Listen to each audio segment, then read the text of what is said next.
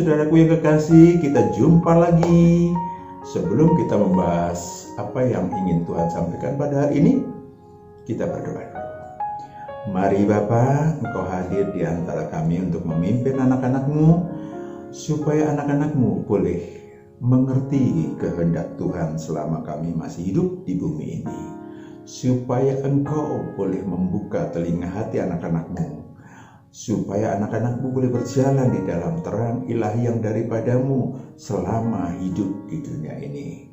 Engkau yang memimpin anak-Mu, Matius, supaya apa yang disampaikan oleh anak-Mu adalah sesuai dengan keinginan Tuhan pada hari ini. Terima kasih Bapa, di dalam Kristus Yesus segala kuasa iblis bisa mengganggu acara ini dalam bentuk apapun oleh siapapun dari awal pertengahan sampai selesai. Dalam nama Yesus kami usir keluar dari manapun anak-Mu berada mendengarkan. Dalam nama Yesus kami telah berdoa bersyukur. Haleluya. Amin. Shalom saudaraku.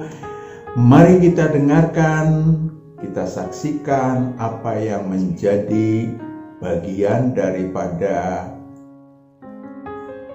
prolog hari ini, yaitu lagu dari Pujian Bagi Tuhan oleh Davina.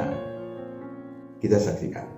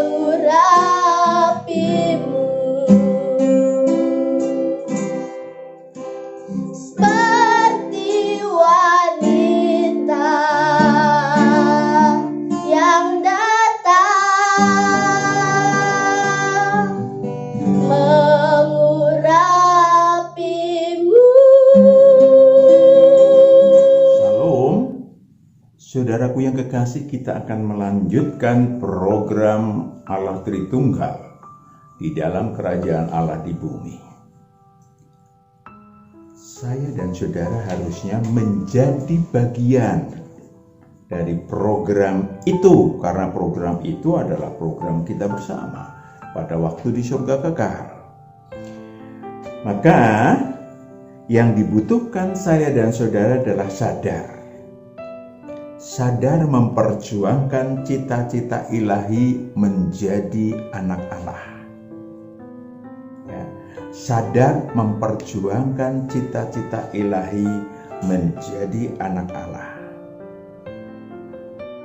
Saya dan saudara sesungguhnya setiap saat tinggal mempertanyakan pada diri kita sendiri, apakah kita memang pengen ke surga? Kalau pengen ke surga kekal atau pulang ke tanah air ilahi kita, ya mari perjuangkan. Karena kalau yang masuk surga kekal hanya anak-anak Allah yang namanya tercantum dalam buku kehidupan. Sementara kalau saudara tidak mau ke surga kekal, saya kira tidak ada deh di antara yang hadirin maunya ke neraka kekal. Ya sudah, santai saja, nggak usah berjuang apa-apa. Adalah gombal kalau pulang ke surga kekal itu tidak pakai perjuangan.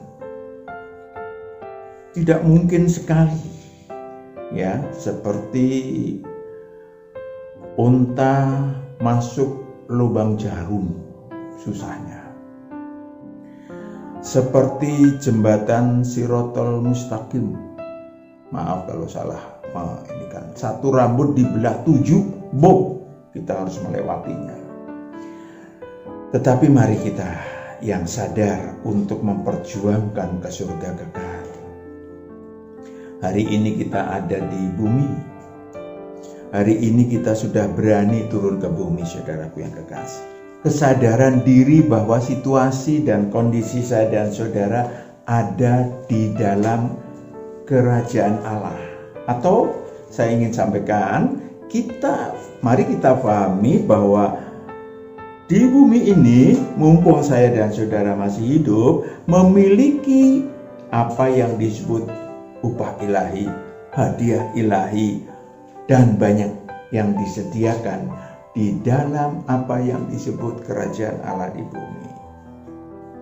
Mari kalau saudara dan saya tertarik, apa aja yang disediakan, supaya saya dan saudara mulai meraih. Jangan sampai kita tidak tahu apa yang kita perbuat. Begitu banyak pertanyaannya, apa Pak yang saya harus perbuat? Mereka bukan lahir baru atau lahir kembali baru. Ada yang udah bertahun-tahun masih tidak tahu apa yang dikerjakan. Mungkin bukan tidak tahu, tidak mau mengerjakan. Dan itu merugikan diri sendiri. Karena kalau kosong disikat habis oleh kegelapan.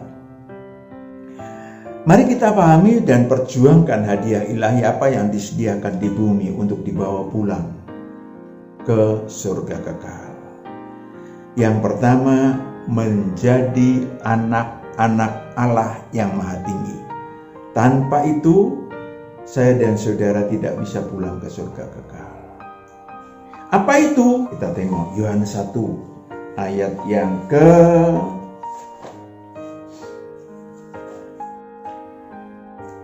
9. Yohanes 1 ayat 9. Terang yang sesungguhnya yang menerangi setiap orang, setiap roh orang sedang datang ke dalam dunia. Ya. Ayat 10. Ia telah ada dalam dunia dan dunia dijadikan olehnya, tetapi dunia tidak mengenalnya. Dunia tidak mengenalnya. Jadi kalau saudara ingin kenal Sang Juru Selamat, bos kita di bumi, ingin kenal Tuhan, yang saya dan saudara butuhkan bukan akal, pikiran, emosi, duniawi, bukan. Ia tidak telah ada dalam dunia dan dunia dijadikan. Ia datang kepada milik kepunyaannya, tetapi orang-orang kepunyaannya itu tidak menerimanya. Tetapi semua orang yang menerimanya diberinya kuasa supaya menjadi anak-anak Allah. Itu dia. Stop dulu. Perhatikan baik-baik. Tetapi semua orang yang menerimanya, tetapi setiap orang yang menerimanya diberinya kuasa supaya menjadi anak-anak Allah, supaya kita bisa pulang ke tanah air kita di surga kekal. Karena hanya anak-anak Allah yang akan pulang ke sana. Karena memang tujuan ke bumi adalah menjadikan kita makhluk tua-tua yang ciptaan berjuang untuk menjadi anak Allah, lalu pulang ke surga kekal, yaitu mereka yang percaya dalam namanya. Yang percaya dalam namanya. Kita sudah berkali-kali membahas kata percaya. Percaya adalah bekerja, lakukan pekerjaan ilahi bersama Tuhan.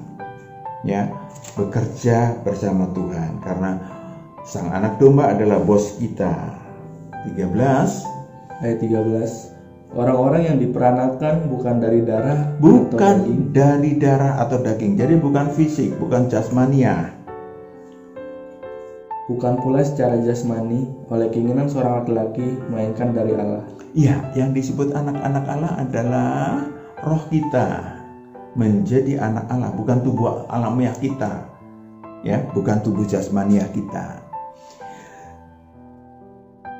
Tubuh kita akan diubah.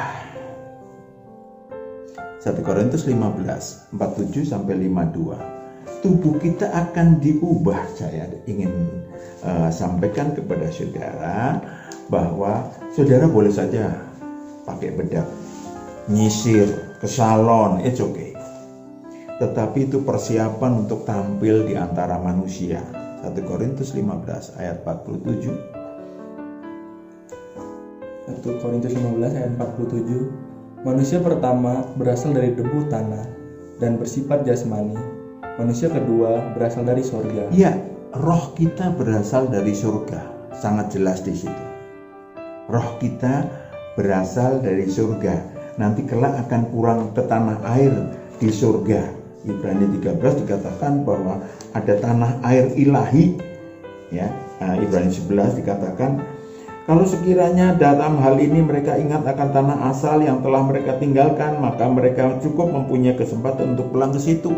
Kalau ingat kita memang bahwa kita harus pulang ke surga, maka kita memperjuangkan untuk pulang ke surga. Lanjut. Ayat 48. Makhluk-makhluk alamiah sama dengan dia yang berasal dari debu tanah, dan makhluk-makhluk sorgawi sama dengan dia yang berasal dari sorga. Ya, yang saya dan saudara miliki ada dua, yaitu makhluk-makhluk yang disebut sebagai alamiah, nih yang kelihatan, ya itu berasal dari debu tanah. Dan kita memiliki, nanti gambarannya nanti disampaikan ya. Kita memiliki yang disebut makhluk surgawi, yang sama dengan dia yang berasal dari surga, bukan sama mutunya sama, tetapi sama ya asalnya dari surga. 49 ayat 49. Sama seperti kita telah memakai rupa dari yang alamiah, demikian pula kita akan memakai rupa dari yang surgawi. Iya, kita akan memakai rupa dari yang surgawi. Saudara akan lihat nanti apa saja yang akan rupa menjadi tambahan rupa bagi roh kita. Yaitu kita berubah, tadinya makhluk yang disebut sebagai makhluk tua-tua berubah menjadi anak Allah. Oke. 50 ayat 50. Saudara-saudara, inilah yang hendak kukatakan kepadamu, yaitu bahwa daging dan darah tidak mendapat bagian dalam kerajaan Allah, dan bahwa yang binasa tidak mendapat bagian dalam apa yang tidak binasa. Iya. Jadi jangan harap saudaraku yang kekasih, mentang-mentang saudara cinta dengan istri yang cantik bagaikan bidadari, terus harapannya saudara nanti akan menjadi suaminya pada waktu di surga kekal, dan saudara itu cinta si bule aja. Tetapi di surga nanti kita hanya roh yang diubah, perhatikan baik-baik, hanya roh. Belum tentu mungkin sama-sama ke surga, iya kan, karena saudara punya tugas juga membawa istri dan anak-anak pulang ke surga kekal. tetapi belum tentu bahwa di sana akan bareng-bareng. Yang jelas bahwa tubuh alamiah kita tidak ikut ke surga kekal. 51 Ayat 51, sesungguhnya aku menyatakan kepadamu suatu rahasia. Kita tidak akan mati semuanya, tetapi kita semuanya akan diubah. Iya, binatang akan mati semuanya, habis, karena tidak punya tubuh surgawi. Tetapi kita tidak akan mati semuanya, tetapi akan diubah. Apa itu perubahannya? Yang pertama tadi udah kita baca, yakni perubahannya menjadi tadinya makhluk ciptaan yang disebut makhluk tua-tua, kemudian berubah menjadi anak-anak Allah yang maha tinggi. Oke, yang kedua, saya ingin sampaikan kepada saudara, mengingatkan bahwa 7 sayap rohani yang kita miliki sebelum turun ke bumi.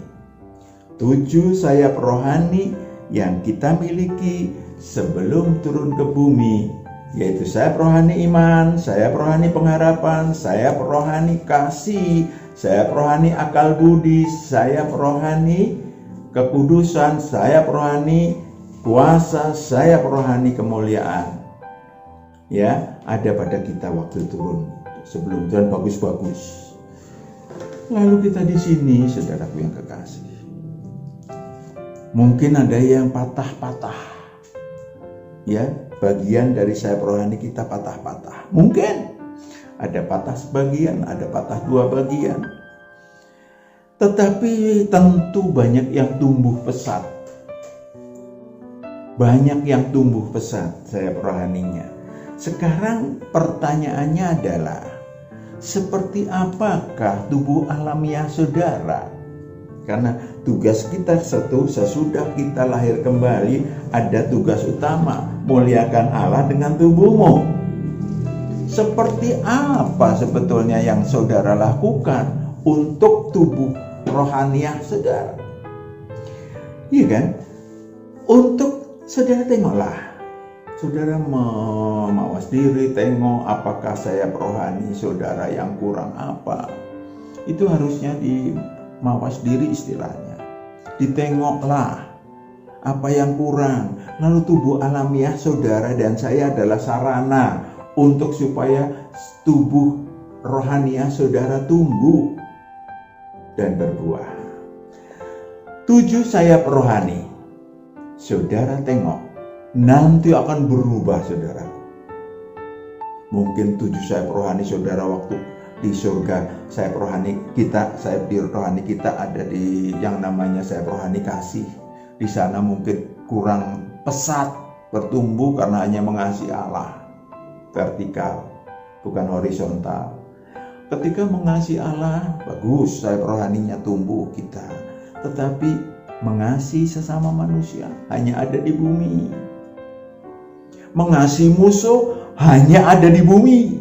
Dan itu akan membesarkan sayap rohani kasih. Sayap rohani kuasa, bagaimana kita menguasai dan dikuasai untuk berlatih menjadi raja di surga kekal. Itu juga akan tumbuh. Kemudian sayap rohani iman. Bagaimana sayap rohani iman? Pada waktu kita di surga kekal, kita dekat dengan Allah yang Maha Esa, lalu kita mengimani Allah, yes, good, bukan salah, yes, good.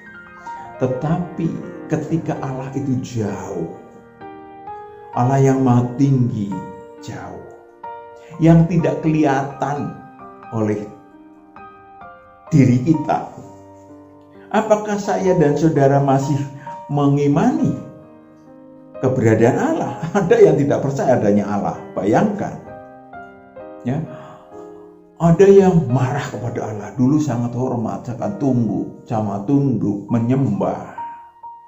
Tetapi sekarang tidak. Itu banyak yang demikian. Harusnya semakin begini, double. Sayap rohani kemuliaan. Saudara tahu apa yang disebut kemuliaan setelah tahu kebenaran-kebenaran ilahi. Kemuliaan adalah segala sesuatu yang satu memuliakan Allah. Apa itu memuliakan Allah? Berbuah. Iya kan? Kemuliaan tergoda oleh kemuliaan jasmaniah. Mobil mewah, baju mewah, tas mewah, itu hanya gambaran kecil tentang kemuliaan. Itu hanya minor. Yang kemuliaan yang terbesar ketika saudara merendahkan diri. Ketika saudara mengasihi orang-orang yang menderita, yang dianiaya, itu namanya kemuliaan. Dan seterusnya. Sayap rohani kekudusan, dulu kita kudus sekali, taat sekali. Begitu ada suara kudus, kudus, maka kita menyembah, melemparkan mahkota. Pertanyaannya, sekarang ngapain kita? Cuman seminggu sekali bagi saudara kita yang beragama Kristen dan yang lain-lain. Saya ingin sampaikan kepada saudara, berarti kekudusan kita bukannya membesar tetapi mengecil. Tetapi andai kata Allah yang tidak kelihatan dan saudara tetap taat pada perintahnya, maka yang disebut sebagai kekudusan akan naik tinggi. Saya dan ingin sampaikan kepada saudara, sayap rohani akal budi, ini dia. Sayap rohani akal budi akan berkembang pesat. Karena di sini ada apa? Ada pengetahuan yang baik dan pengetahuan yang jahat. Ini dia. Saudara bisa praktek bagaimana pengetahuan yang jahat yang kita pelajarin membuat kita semakin baik.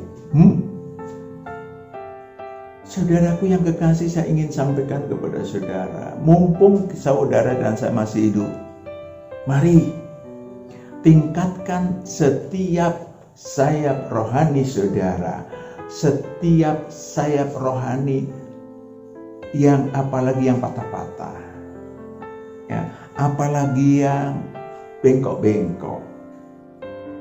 Silakan saudara mulai dengan aktivitas-aktivitas tubuh alamiah saudara untuk membuat tubuh rohaniah saudara, untuk membuat 7 sayap rohani saudara berubah menjadi hebat pada waktu pulang ke surga. Jadi kumpulan itu akan mencatat saudara menjadi anak Allah. Buktinya apa? Kita baca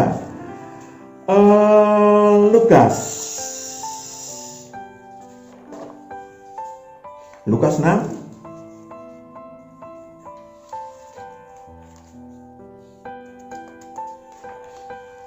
ayat yang ke-35. Lukas 6 ayat ke-35.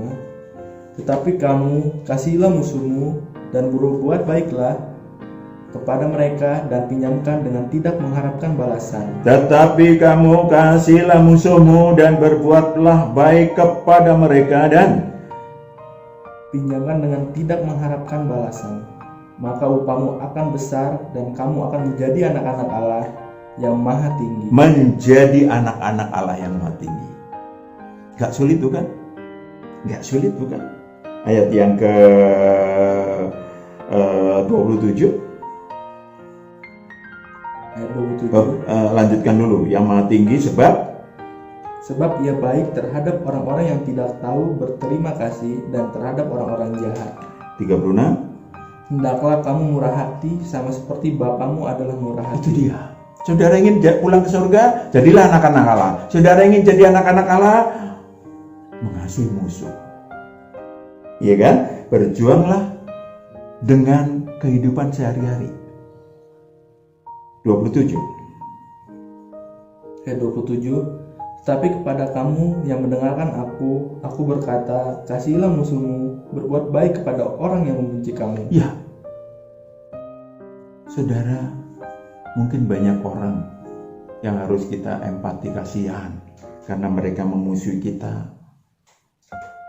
ambil keuntungan, maaf kalau saya harus boleh ambil keuntungan, kasih mereka supaya saya dan saudara jadi anak-anak Allah.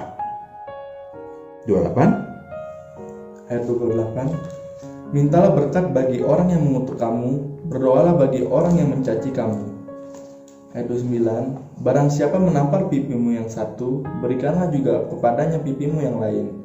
Dan barang siapa yang mengambil jubahmu, biarkan juga ia mengambil bajumu. Bla bla bla bla, saudara bisa baca sendiri. Tinggal saya dan saudara melakukannya. Untuk apa? Untuk pulang ke surga, titik. Dengan cara apa? Dengan cara menjadi anak Allah, titik. Setiap hari ada tugas saudara untuk memikul salibnya, menaikkan sayap-sayap rohani saudara dan saya. Yang ketiga, roh manusia yang semula sebelum turun ke bumi dulu tidak membawa apa-apa. Kita nggak bawa apa-apa loh waktu turun, kecuali tujuh sayap rohani yang memang kita miliki. Sepulang ke surga kekal akan membawa oleh-oleh yang disebut sebagai harta surgawi. Kalau saudara tadi ada menaikkan sayap rohani, ada saudara mengumpulkan harta surgawi, bisa saudara buat jadwal mengumpulkan harta surgawi, ya kan? Matius 6 ayat 19-20, saudara bisa mengumpulkan. Matius 6 ayat 19. Janganlah kamu mengumpulkan harta di bumi ngengat dan karat merusaknya, dan pencuri membongkar serta mencurinya.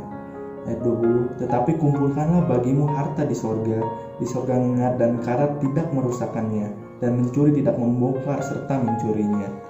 Saudaraku yang kekasih, mumpung sekarang ini ada situasi dan kondisi yang membuat kita gampang mawas diri, yang membuat kita tahu ternyata harta tidak terlalu berharga pada masa sekarang. Kesombongan tidak laku. Ya, saudara mau pakai baju bagus berlapis emas di rumah. Saudara cuma tokek yang ketawa. Betul nggak? Iya kan? Tetapi saudaraku yang kekasih, mumpung demikian, maka kesombongan kita ubah dengan kerendahan hati untuk mengumpulkan harta surgawi. Sekarang banyak kesempatan. Saudara bisa mengirim beras kepada orang-orang yang membutuhkan. Saudara bisa empati pada orang-orang yang gak punya kerja. Nah, saudaraku yang kekasih, bumi penuh dengan apa yang disebut kesempatan untuk mengumpulkan harta surgawi. Hasil perbuatan baik mungkin namanya, pahala dalam banyak bentuk. Saudara, ada juga yang disebut sebagai tadi kita lanjutkan harta surgawi itu apa sih? Matius 6 ayat 22. Mata adalah pelita tubuh. Jika matamu baik, teranglah seluruh tubuhmu. Ayat 23. Jika matamu jahat, gelaplah seluruh tubuhmu. Jadi jika terang yang ada padamu gelap, betapa gelapnya kegelapan itu. Pakailah hati nurani kita. Lawanlah kegelapan kalau saudara ada kegelapan di dalam diri. Lawanlah setiap saat dengan terang ilahi. Jangan pernah menghujat Tuhan. Jangan pernah menduakan Tuhan. Ayat 24. Tak seorang pun dapat mengabdi kepada dua tuan, karena jika demikian ia akan membenci yang seorang dan yang mengasihi yang lain, atau ia akan setia kepada yang seorang dan tidak memindahkan yang lain. Kamu tidak dapat mengabdi kepada Allah dan kepada Mammon. Saudaraku, kamu tidak dapat mengabdi kepada Allah dan kepada Mammon dalam bentuk apapun. Ya, dalam bentuk apapun. Pengetahuan yang baik dan pengetahuan yang jahat, seberapa besar mampu saya dan saudara melakukan perbuatan baik, hati nurani saya dan saudara menjadi ukuran. tinggal saudara dan saya, mau nggak melaksanakan? Ya kan? Mau nggak? Karena kalau tinggal kemauan aja. Kalau saudara ingin mengumpulkan harta surgawi supaya menjadi anak-anak Allah, maka yang dilakukan setiap hari adalah disebut mampu nggak? Karena nggak gampang sebetulnya perbuatan baik, apalagi yang belum lahir kembali. Roma, kita tengok Roma 7. Bagaimana tidak gampang untuk membawa diri kita berbuat baik. It's not easy. Roma 7 ayat 14. Roma 7 ayat 14. Sebab kita tahu bahwa hukum Taurat adalah rohani. Kalau saudara hanya berpegang pada hukum Taurat doang, atau saudara menganut hukum Taurat doang, maka kondisi dan situasinya akan menjadi seperti ini nih. Kita baca. Sebab tetapi aku bersifat daging terjual di bawah kuasa dosa. Ayat 15. Sebab apa yang aku perbuat aku tidak tahu, karena bukan apa yang aku kehendaki yang aku perbuat, tetapi apa yang aku benci itulah yang aku perbuat. Itu di dalam diri kalau ada kegelapan. Ya, untuk mengumpulkan pahala aja susah. Ya, sulit sama susah menjadi sulah. Lanjut. 16. Jadi jika aku perbuat apa yang tidak aku kehendaki, aku menyetujuinya bahwa hukum Taurat itu baik. Kalau demikian, bukan aku lagi yang memperbuatnya, tetapi dosa yang ada di dalam aku. Dosa yang ada di dalam aku. Kalau belum lahir kembali, ya, atau lahir kembali tapi kosong, ya, dosa yang ada di dalam aku yang mendikte. Lanjut. Ayat 18. Sebab aku tahu bahwa di dalam aku, yaitu dalam aku sebagai manusia, tidak ada sesuatu yang baik. Sebab kehendak memang ada dalam kehendak aku. Memang ada. Perhatikan, tengok ya, diri kita mawas diri. Kita mau berbuat baik nggak jadi. Kita mau berbuat baik gagal. Kita mau berbuat baik ogah. Ya, mari kita tengok. Lanjut. Siapa yang ada dalam diri kita? Kita bisa tengok. Lanjut. Tetapi bukan hal berbuat apa yang baik. Ayat 19. Sebab bukan apa yang aku kehendaki yaitu yang baik yang aku perbuat, melainkan apa yang tidak aku kehendaki yaitu yang jahat yang aku perbuat. Jadi jika aku berbuat apa yang tidak aku kehendaki, maka bukan lagi aku yang memperbuatnya, tetapi dosa yang diam di dalam aku. Jadi kalau orang belum lahir kembali, maka dosa ada dalam diri kita akan mendikte. Bahkan hati nurani saudara tidak mampu berbuat apa-apa. Demikianlah aku dapati. Ayat 21. Demikianlah aku dapati hukum ini, jika aku menghendaki berbuat apa yang baik, yang jahat itu ada padaku.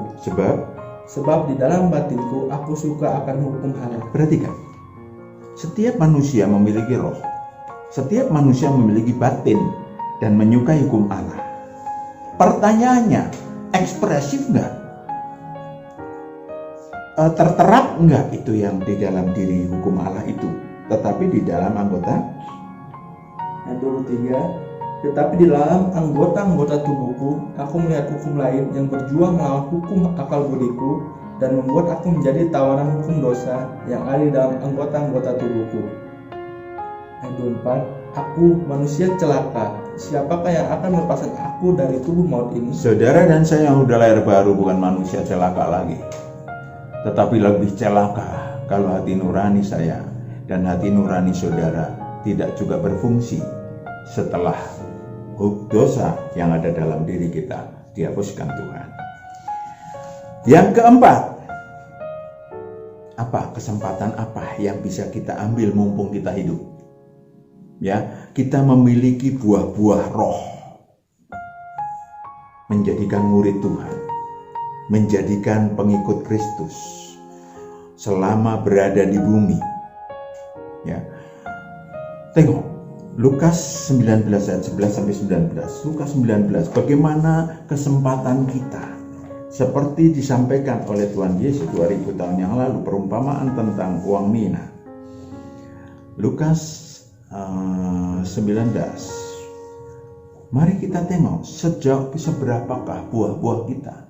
Apakah kita nunggu koma? Kalau udah koma kita tidak bisa lakukan apa-apa. Lukas 19 ayat 19 ayat 11. Lukas 19 ayat 11.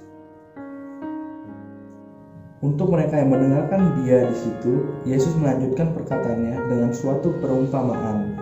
Sebab ia sudah dekat Yerusalem dan mereka menyangka bahwa kerajaan Allah akan segera kelihatan. Kerajaan Allah akan segera kelihatan. Kerajaan Allah itu mereka menyangka bahwa orang-orang Yahudi akan memulai kerajaan baru, oleh Yesus akan mengusir orang-orang Roma dan seterusnya dan seterusnya. Bukan itu. Kerajaan Allah adalah ilahi, bukan jasmani. Maka ada perumpamaan di ayat yang 17. Ayat 17, katanya kepada orang itu, baik sekali perbuatanmu itu, hai hamba yang baik, engkau telah setia dalam perkara kecil, karena itu terimalah kekuasaan atas 10 kota. Atas 10 kota. Jadi kita akan menerima kekuasaan 10 kota, 15 kota, 5 kota kalau kita berbuah. Nantinya kita akan jadi raja. Menguasai 10 kota itu mungkin 10 jenisnya makhluk banyak. Maka akan menjadi raja itu. Ya, tetapi kumpulkan dulu supaya saudara menjadi raja. Jangan kita cuman aku anak raja, engkau anak raja. Kita semua anak raja. Boleh saja, tapi buktikan. Perjuangkan. Yang kelima, kita memiliki upah-upah ilahi karena melakukan kerja ilahi. Ya, melakukan kerja ilahi. Apa itu? Markus 10 ayat 28 sampai 30. Kita melakukan kerja ilahi maka dapat upah ilahi. Lain lagi dengan harta surgawi, lain lagi upah ilahi. Oke, Markus 10 ayat 28. Markus 10 ayat 28, berkatalah Petrus kepada Yesus, kami ini telah meninggalkan segala sesuatu dan mengikut engkau. Jawab Yesus, aku berkata kepadamu, sesungguhnya setiap orang yang karena aku dan karena Injil meninggalkan rumahnya, saudaranya laki-laki atau saudaranya perempuan, ibunya atau bapaknya, anak-anaknya atau ladangnya. Ayat 30, orang itu sekarang pada masa ini juga akan menerima kembali 100 kali lipat. Rumah, saudara laki-laki, saudara perempuan, ibu, anak, dan ladang, sekalipun disertai berbagai penganiayaan, dan pada zaman yang akan datang, ia akan menerima hidup yang kekal. Itu yang disebut sebagai, bukan berarti saudara hilang rumah 1 mendapat rumah 100. Yang dimaksud adalah kebahagiaan yang kehilangan, kesedihan yang kehilangan rumah 1 akan diganti dengan kebahagiaan seakan saudara memiliki semua 100. Mungkin rumah saudara cuma 1 yang diganti Tuhan, cuman kebahagiaannya melebihi. Ketika saudara kehilangan sesuatu, maka akan dikembalikan 100 kali lipat. Maka dalam kumpulannya disebut sebagai damai sejahtera yang saya dan saudara terima. Damai sejahtera adalah kebahagiaan roh, kebahagiaan tubuh, dan kebahagiaan jiwani, disertai berbagai penganiayaan. Memiliki upah ilahi, yaitu manusia-manusia yang namanya yang produktif ilahi. Saudara tahu kita, produktif ilahi adalah menjadikan banyak murid-murid Tuhan, maupun yang efisien. Apa itu, Pak? Waduh, ini baru dengar nih, Pak. Yang efisien ilahi. Ya, efisien ilahi kita tengok Roma 12.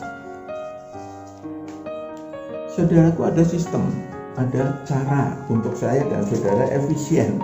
Mari kita lihat Roma 12 ayat 1. Roma 12 ayat 1.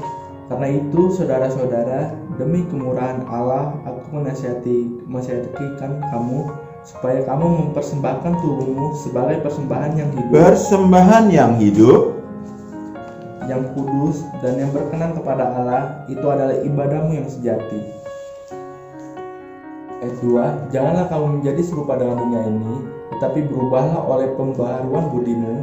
Dengan pembaharuan akal budinya, kita ada logika ilahi. Sehingga kamu dapat membedakan manakah kehendak Allah, apa yang baik, yang berkenan kepada Allah, dan yang sempurna. Apa yang baik, namanya saya pakai kata efisiensi. Apa yang baik, apa yang berkenan, dan apa yang sempurna. Sekali lagi, baik, berkenan, dan sempurna. Saya ingin sampaikan kepada saudara, ada pilihan. Ayat selanjutnya saudara bisa baca. Ada pilihan dalam hidup ini. Saudara bisa berbuat baik, bagus. Tetapi karena umur kita tetap sama, perhatikan baik-baik, umur kita tetap sama. Saudara berbuat baik, berbuat berkenan sama. Jadi sebaiknya saudara memilih yang berkenan. Tapi kalau nggak ada yang berkenan, yang baik. Kalau ada yang sempurna, kerjakan. Apa itu yang sempurna? Sudah pernah kita bahas bersama. Saudara tinggal cari untuk diri saudara yang sama.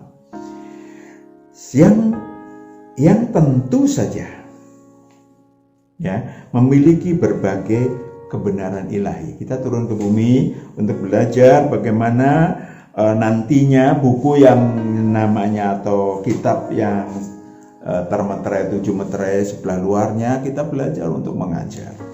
Maka mumpung saudara dan saya ada di bumi, belajarlah kebenaran. Carilah Roh Kudus dengan mengasihi Tuhan Yesus. Mengasihi itu apa? Menuruti segala perintahnya. Roh Kudus akan memimpin saya dan saudara, kemudian akan melakukan apa yang disebut kerja ilahi dalam bentuk kasih untuk kebenaran ilahi setiap saat. Dan atau melakukan tugas khusus. Ada pertanyaan, Pak, tugas khusus saya apa sih, Pak? Ada? Ya saya nggak tahu. Saudara tahu, cari sendiri. Ada tugas khusus yang dibawakan dari surga kekal untuk saudara cari sendiri. Tapi yang tadi dululah. Yang keenam. Pangkat-pangkat ilahi. Apa yang dapat mengubah saudara? Roh saudara dulu dan saya sama, serupalah, bukan sama. Serupalah. Tetapi nantinya akan sangat berbeda. Mungkin saudara dapat pangkat ilahi yang disebut sebagai bintang timur. Ya, yang sebut pangkat ilahi batu putih, saya nggak dapat, saudara dapat. Ya bedalah rupanya nantinya. Iya kan, saudara mendapat pangkat soko guru. Tentu berbeda. Kita udah belajar tentang itu. Saudaraku yang kekasih, ada juga pangkat yang disebut sebagai staf penghakiman terakhir. Waduh, apa itu, Pak? Matius 19 ayat 28. Ya, ada pangkat-pangkat ilahi udah ada. Saudara bisa cari di Wahyu 2 dan Wahyu 3, dan kemudian kita akan menengok ada pangkat yang lain. Ada tugas ilahi yang lain, yaitu Matius 19 ayat 28. Ayat 28, kata Yesus kepada mereka, aku berkata kepadamu, sesungguhnya pada waktu penciptaan kembali, apabila anak manusia bersemayam di tahta kemuliaannya, ya siapapun, kamu yang telah mengikut aku, siapapun manusia akan dihakimi, roh manusia akan dihakimi oleh anak manusia. Ya, kalau saya mau belajar cerdik, yang menghakimi adalah siapa? Anak manusia, yaitu Yesus Kristus, Sang Anak Domba, Firman Allah. Saya mencerdikinya, saya kenal sekarang, saya ngeakrabin sekarang. Ya kan? Dia hakim yang maha tinggi, mau apa? Ya, hakim satu-satunya hakim, mau apa kita? Akrabi sekarang. Berguna bagi dia, titik. Saudaraku yang kekasih, yang terakhir saya ingin sampaikan kepada saudara. Yang terakhir adalah apa yang disebut sebagai strata status ilahi. Yang terakhir ada disebut yang ketujuh yang bisa mengubah saya dan saudara adalah strata status ilahi. Ada Banyak strata status ilahi yang dapat diperoleh di bumi bagi setiap manusia. Saya dan saudara memiliki kesempatan. Saya dan saudara memiliki kesempatan menjadi murid Tuhan. Ya, yang sungguh-sungguh murid Tuhan. Saya dan saudara punya kesempatan untuk menjadi sahabat Tuhan.